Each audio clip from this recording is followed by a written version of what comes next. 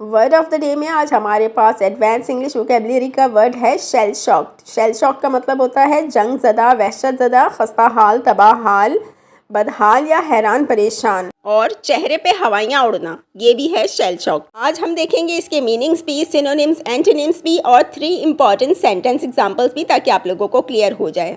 अब ये shell shocked क्यों नाम वजूद में आया? देखिए, जंग के बाद आपको पता है जंग में शेलिंग होती है, बमबारी वगैरह होती है, तो उससे अक्सर जो है वहशत ज़दा से हो जाते हैं लोग। तो इसी मुनासबत से ये नाम पड़ गया शेल शॉक्ड। इसके सिनोनिम्स हैं ट्रॉमेटाइज्ड, स्टन्ड, bewildered, shaken, और एंटोनिम्स हैं calm, unperturbed, undisturbed. And now the sentence example: the reporter returned from the battlefield visibly shell-shocked by what he had seen.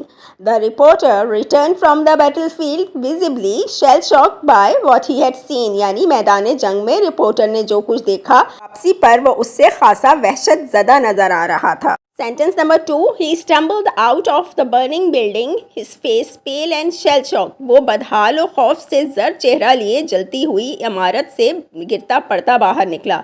He stumbled out of the burning building, his face pale and shell-shocked.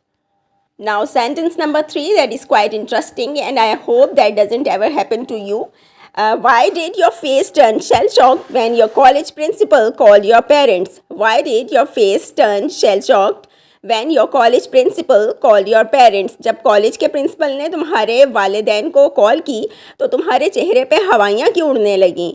तो इसका sentence आप लोगों ने देखा और I hope आज का भी वीडियो लेसन आप लोगों को पसंद आया होगा। तो प्लीज़ मेरे channel English learning @English Learning 6219 को सब्सक्राइब कर लीजिएगा और आज की वीडियो को लाइक कर दीजिएगा। All the best wishes for your success.